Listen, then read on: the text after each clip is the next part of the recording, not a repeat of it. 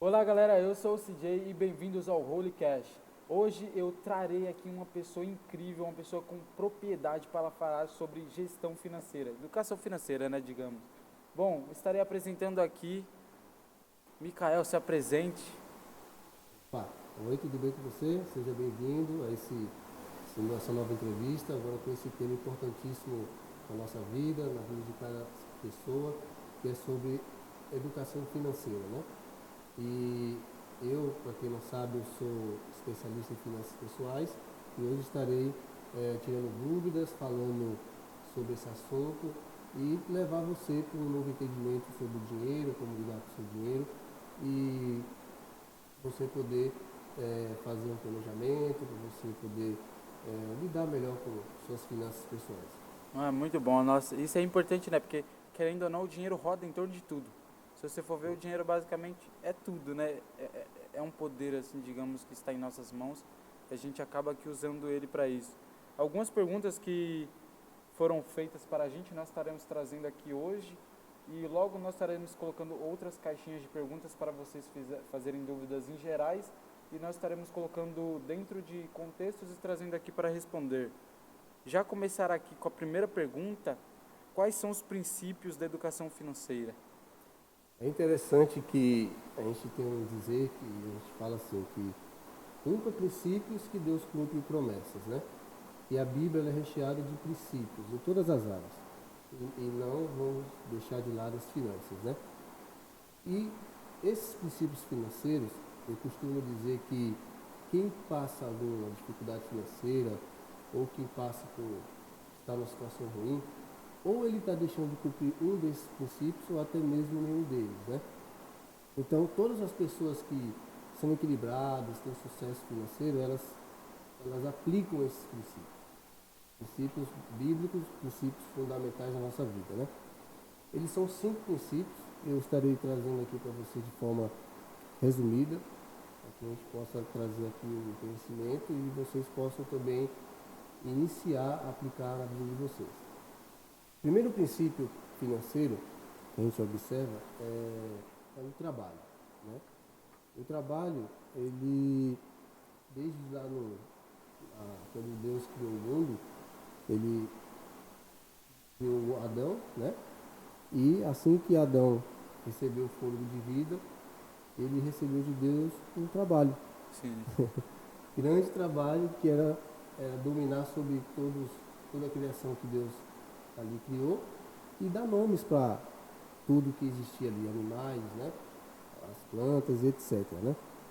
Só que eu quero trazer uma base bíblica para nós, que está lá escrito em 1 Tessalonicenses 4, 11 e 12, que diz o seguinte: esforcem-se para ter uma vida tranquila, cuidar dos seus próprios negócios e trabalhar com as próprias mãos, como nós os instruímos, a fim de que andem decentemente aos olhos do que são de fora e não dependam de ninguém.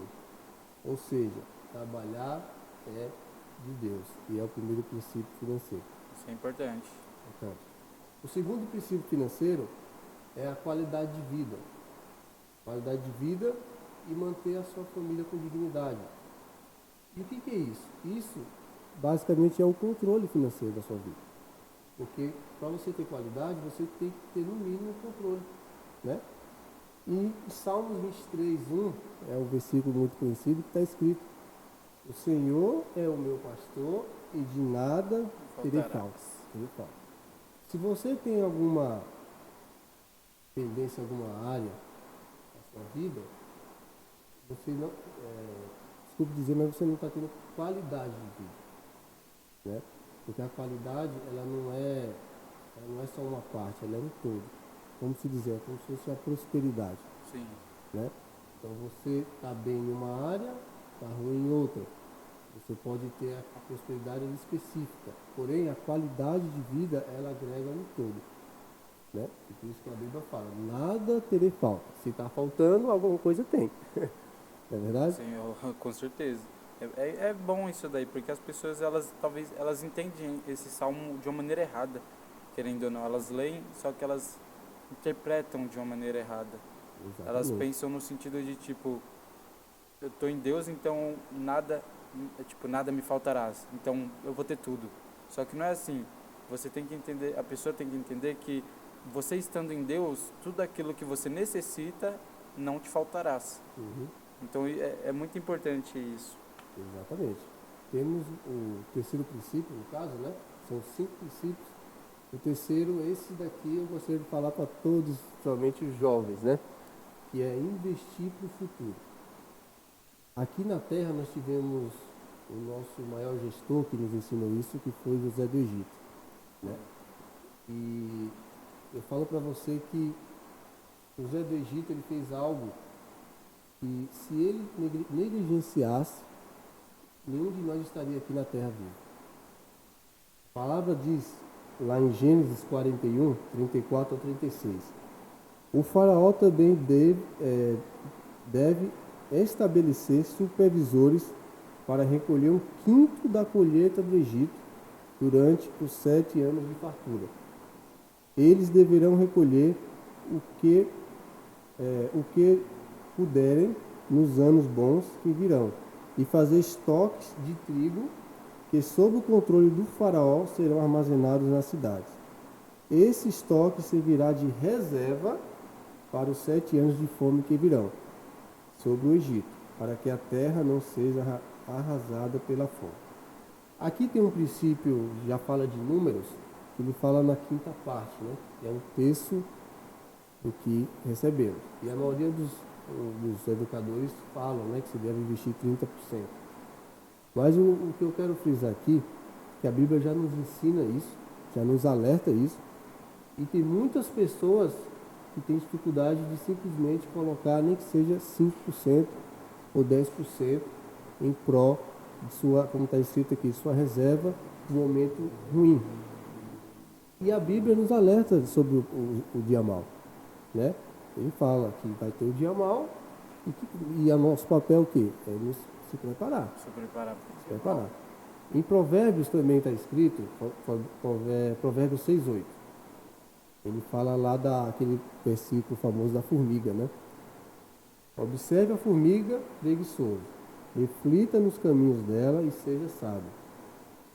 Ela não tem chefe, nem supervisor, nem governante, e ainda assim armazena suas provisões no verão e na época da colheita ajunta o seu alimento.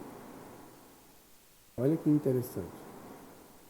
Deus usa, vamos dizer assim, um inseto, uma formiga minúscula, que não tem supervisão, que não tem mentor, né? Hoje em dia temos qualquer coisa que a gente queira ser, queira ter, tem pessoas que já conquistaram e ensinam a conquistar, né? E mesmo assim nós temos essa dificuldade. Então, para você que não investe no futuro, eu digo que você vive uma bomba relógio, você é uma bomba relógio. Porque qualquer coisa que aconteça, você está de acordo com aquilo. você vai ter problema, né? E só aprofundando um pouco sobre isso, investir para o futuro, a gente fala nas nossas mentorias que você deve ter uma reserva de emergência, que é o primeiro pilar, né? E indicamos para pessoas comuns, que são os trabalhos de CLT, que são fichadas, né? De ter pelo menos um ano dessa reserva. Caraca, Um ano. muita coisa. Né? Um ano. Eu já atendi pessoas, parentes inclusive, que ele passou no atendimento comigo antes da pandemia. E a pandemia veio, só que quando ela chegou ele já tinha aplicado esse princípio, então ele já tinha um ano de reserva. Ou seja, veio a pandemia, enquanto muitos ali estavam desesperados, ele estava em paz. Por mais que a renda dele caiu um pouco, mas ele estava o quê? Seguro de quê? Eu tenho um ano para manter meu padrão. Né? Então essa é a importância. Agora imagine o José fizesse o que muitos fazem. E tem a época boa, e aí você faz o quê? Você Possivelmente quase todos eles iriam morrer. ia morrer. Porque E a Bíblia, fome. isso, que a Bíblia fala que foi em toda a terra, né? Sim. E só no Egito tinha esse mantimento. Caraca. E esse José foi extremamente, né, sábio e A inteligente. raça humana ali talvez fosse extinta, talvez, né, por Sim, conta da fome. seria.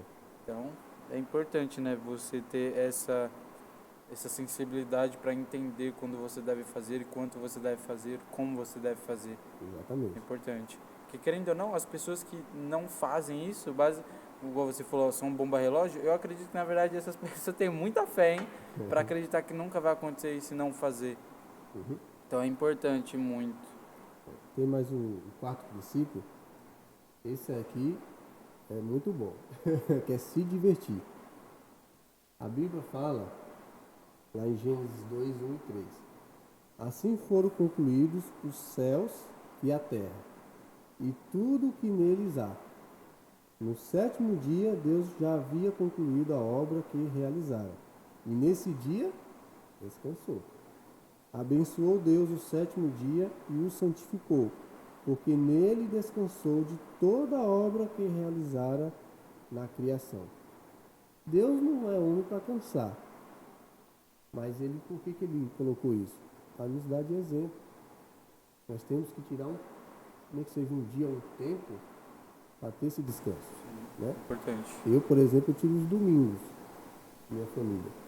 Ou seja, esse dia eu me desligo de todas as atividades da semana. Sim. E a gente precisa ter essa reposição, né? De energia, você descansar, você estar em um ambiente diferente, né? Você fazer coisas diferentes, voltado mais a lazer, né? Então tem muita gente que trabalha também domingo a domingo, é aquela correria. Pode ver que essas pessoas vivem muito estressadas, ansiosas. Eu boto estressado nisso. Então, por isso que é importante. Esse princípio, por que é princípio financeiro? Porque você precisa de paz. Você precisa de paz para você lidar com suas finanças. E você tirando esse tempo de descanso, você, além de tudo, você vai estar cumprindo até um princípio familiar. Mesmo que você seja solteiro, mas a sua família, ou é você ali, ou os seus pais, por exemplo, ou que mora com avós, ou com tios, né? Sim. Você vai estar tirando ali um momento familiar também. É um tempo de comunhão, né? Você vai Tempo estar de deixando de comunhão. fazer os seus afazeres para investir no social. Exatamente. Então é muito importante isso.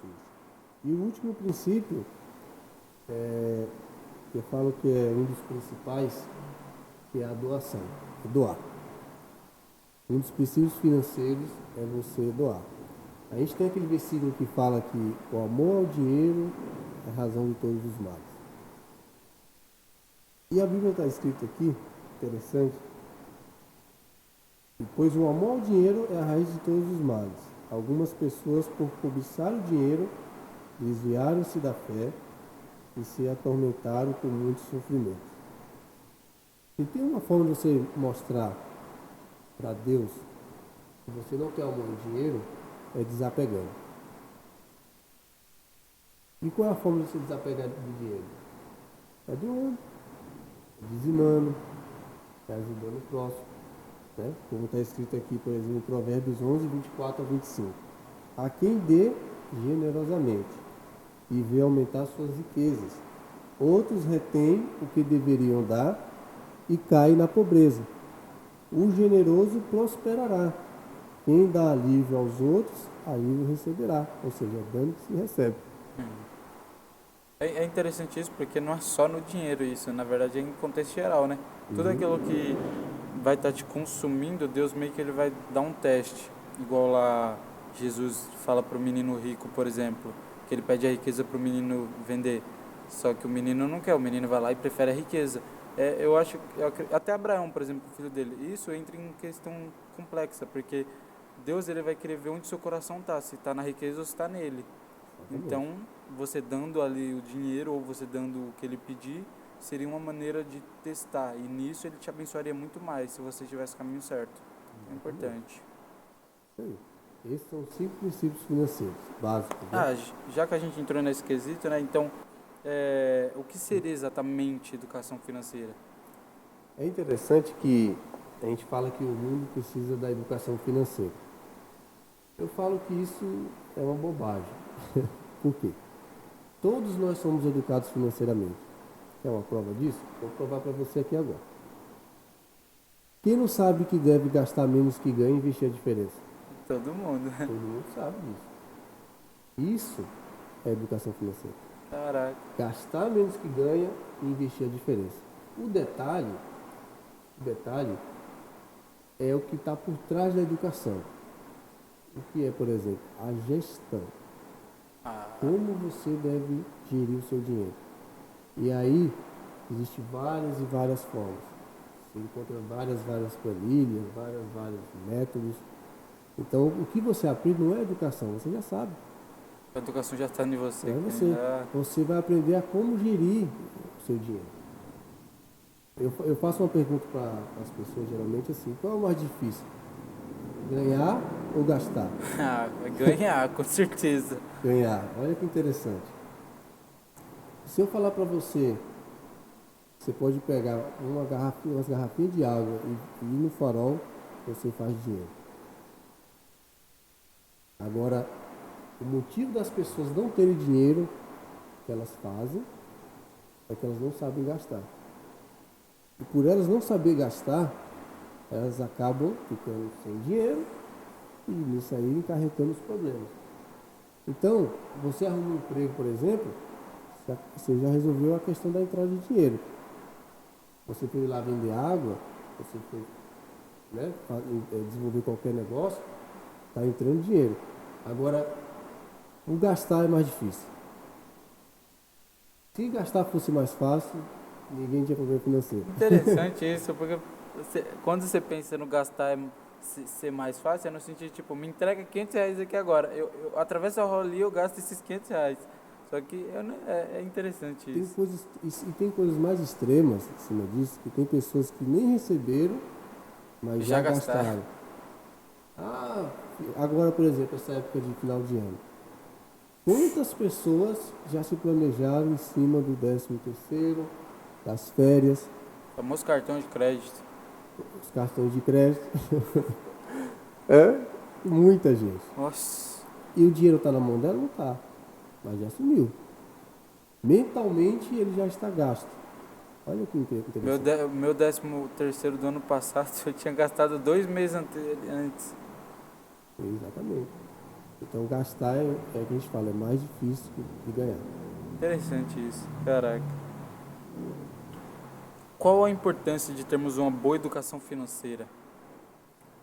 Boa pergunta. Nós temos hoje 68,4 milhões de inadimplentes no nosso país. Caraca. Muita gente. Nossa. Mas, para você entender como isso é pesado, você pega essas pessoas que estão endividadas, com meio sujo, a dívida, ela é a maior sugadora de energia que existe no ser humano. Maior sugadora de energia. A pessoa que está endividada, por mais que ela consiga ressignificar, sempre vai ter algo cutucando ela. É aquele cartão. Eu atendi uma pessoa aqui de Cosmópolis, hoje ela está morando em Hortolândia, e ela tinha, se eu não tiver, eu não vou falar assim, não vou saber exatamente, mas eu acredito que ela tinha entre 15 a 20 dívidas com cartões, boletos, carnês, e ela veio para a mentoria, que era até uma mentoria voltada à educação financeira, que a gente faz, mas virou uma mentoria de dívida. Nossa! E ela não sabia o próximo passo qual daria. Ora. Pensa como estava essa pessoa. Daqui a pouca dívida que eu já tenho, já estou maluco, mas essa mulher tá maluca. E isso é normal, porque a dívida, ela rouba a sua paz. Quem não tem a dívida, ele está em paz e consegue ter essa paz para poder se desenvolver. Quem tem a dívida, ele fica matutando nisso e isso impede dele até de buscar soluções, por exemplo. Sim.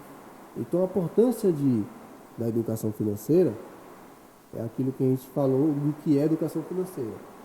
A importância é de você ser uma pessoa equilibrada, uma pessoa que investe, uma pessoa que gasta menos que ganha e assim, não está sujeito a ter esse ladrão sugador de energia na sua vida, Isso é importante. nas dívidas.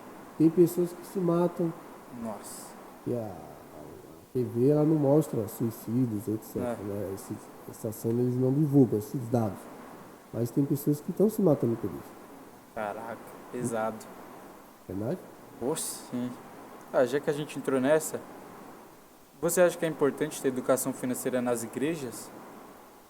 Um dos temas mais difíceis de se falar na igreja é sobre dinheiro. Nossa, com certeza. Sobre dinheiro. E eu falo mais. Se você quiser conhecer uma pessoa de verdade, negocie com ela.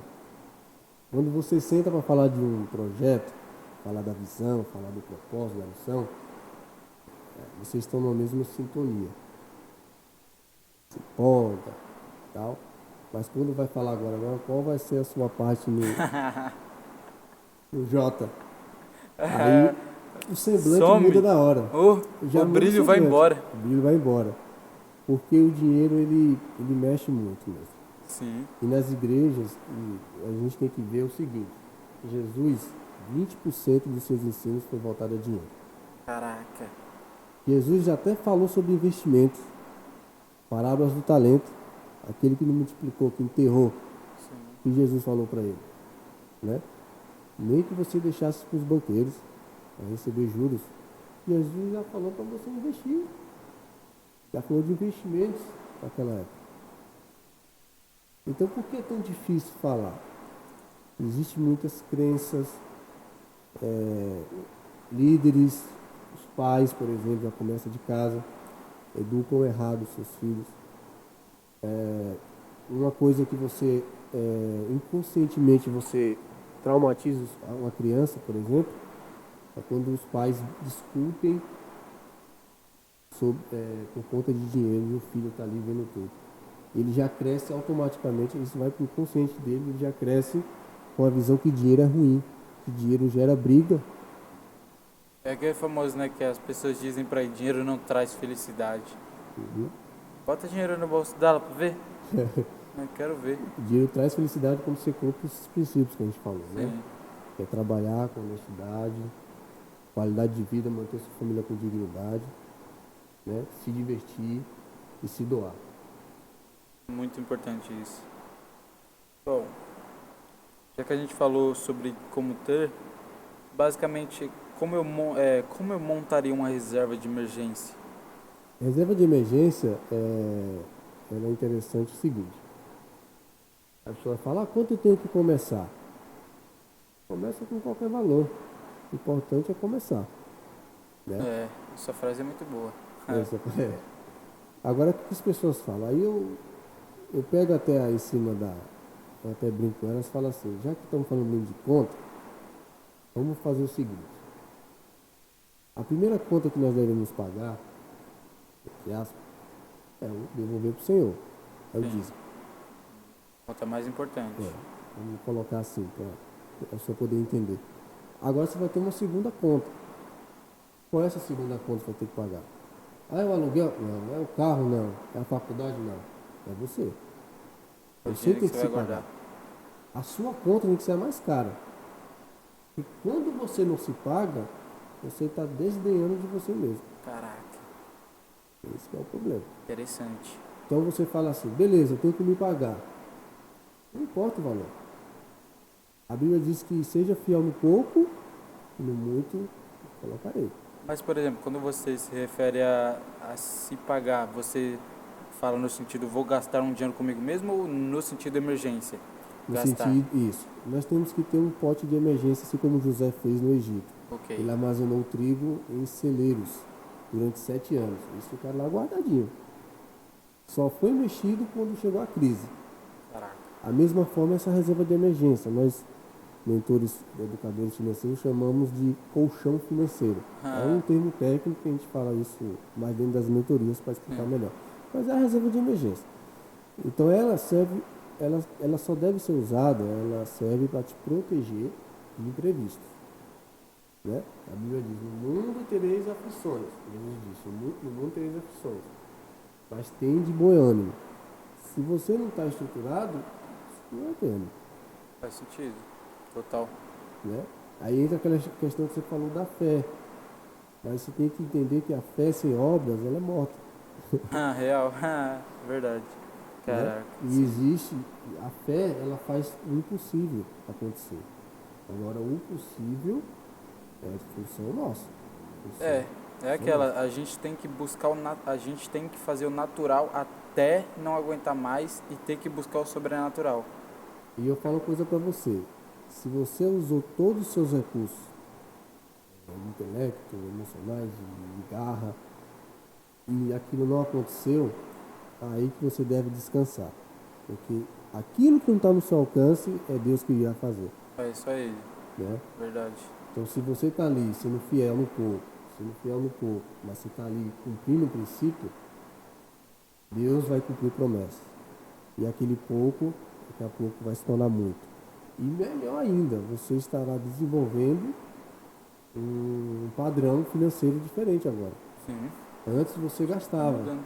Agora você tá guardando. agora você está se pagando. Se equilibrando. Aí quando você passar a ganhar mais, gerar mais renda, você vai continuar com esse padrão, só que agora uma quantidade maior, Sim. né? Com maior potencial. Então o importante é você começar, não importa o valor, mas o hábito de fazer isso é o que vai É o que vai diferenciar, o que vai diferenciar começar a totalmente. mudança. Caraca, Totalmente. interessante. Nossa, muito bom. Deixa eu ver a próxima, vamos lá. Ah, então, agora bateu a dúvida. Quando é que eu devo usar minhas economias, então? Vamos falar, isso é interessante. Quando é que eu devo usá-las? A É, emergência. o papel da reserva de emergência é te prevenir de imprevistos. Então, por exemplo, você tem um padrão lá, você é equilibrado, você gasta menos do que ganha, e assim, vamos dizer que do nada aconteceu alguma coisa de doença, com você ou com o seu familiar, etc., e saiu daquele padrão seu. Ou seja, saiu do que você se planejou ali durante o mês. Aquele que saiu do seu padrão, que não foi um imprevisto, aí sim você Mas, por exemplo, retira eu tenho meu salário aqui, aí sobrou um dinheirinho e eu tô com esse dinheiro na conta, assim, não, tá livre, posso gastar com o que eu quiser. Eu primeiro tiraria desse dinheiro ou já iria direto na emergência? Se você está sobrando no que você, como você falou, está ali na conta, você usa aquele. Ok, ok. Agora, se esse que está aí sobrando, que você comentou na conta, não tiver, Aí eu posso já aí partir aí pra... você vai para a emergência. É, importante isso.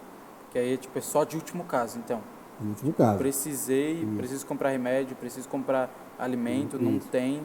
Ok, Isso. ok. Aí, detalhe, depois que você retirou, aí você resolveu o problema. Aí você voltou à estaca normal. Aí sua função o quê? Repor? Repor. Né? Como a gente ensina sobre investimentos, quando você investe, você recebe um retorno. Sim. Né?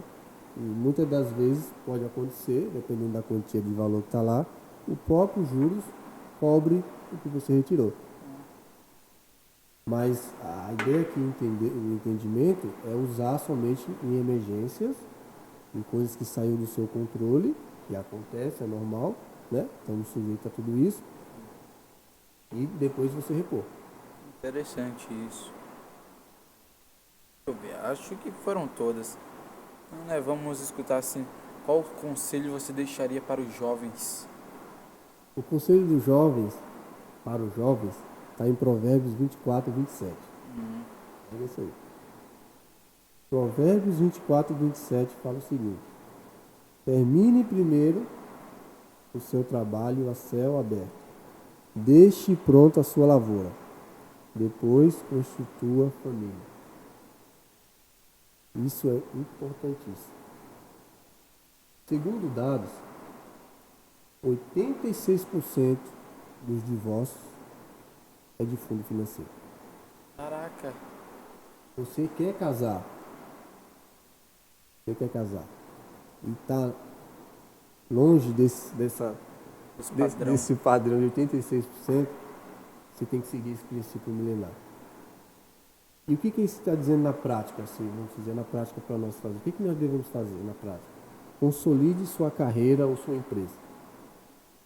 Se você quer ser alguém, se você quer seguir uma carreira, consolide ela primeiro. Esteja já na pista, esteja já atuando. E a gente sabe o preço que se paga a você chegar a esse patamar, a você se formar, a você, né, se capacitar. Você vai exigir muito tempo seu, muita energia para você se dedicar, para você estudar. E você estando solteiro, ainda estando solteiro ou solteira, você vai ter esse tempo, essa energia dedicada para a sua carreira. E o segundo é, tenha no mínimo, como a gente já falou aqui sobre isso, vocês vão entender, tenha no mínimo a sua segurança financeira, que é aquele colchão de 1 ano. Caraca. Pelo menos. Eu atendi um rapaz solteiro, engraçado que eu atendi um solteiro e atendi um solteiro e depois casou. Um solteiro lá, ele mora com os pais, né? Solteiro, não tem filho, é só ele mesmo. E ele conseguia investir pro colchão dele, da renda dele, 70%. Caraca. Ele conseguia se virar com 30%. Oh. E nós fizemos a conta com ele, em 2 anos, só com a renda que ele tem, ele teria seu colchão financeiro. Aquele padrão. 2 anos, fizemos o planejamento. Eu atendi um outro, estava solteiro depois que se casou. Ele estava conseguindo 62%. Ele conseguia colocar para o seu colchão. Quando ele se casou, ele empatou. Nem 1% mais. Nossa. E aí veio o filho, ele casou, a namorada já estava grávida, aí veio os custos, mais custo, e aí ele zerou-se. Porém, por ele já ter aplicado a maior parte da renda, ele conseguiu a tempo. Caraca. Ele me comentou tudo isso, ele conseguiu a tempo, ali praticamente bem nos acréscimos do segundo tempo, ele ter o colchão dele.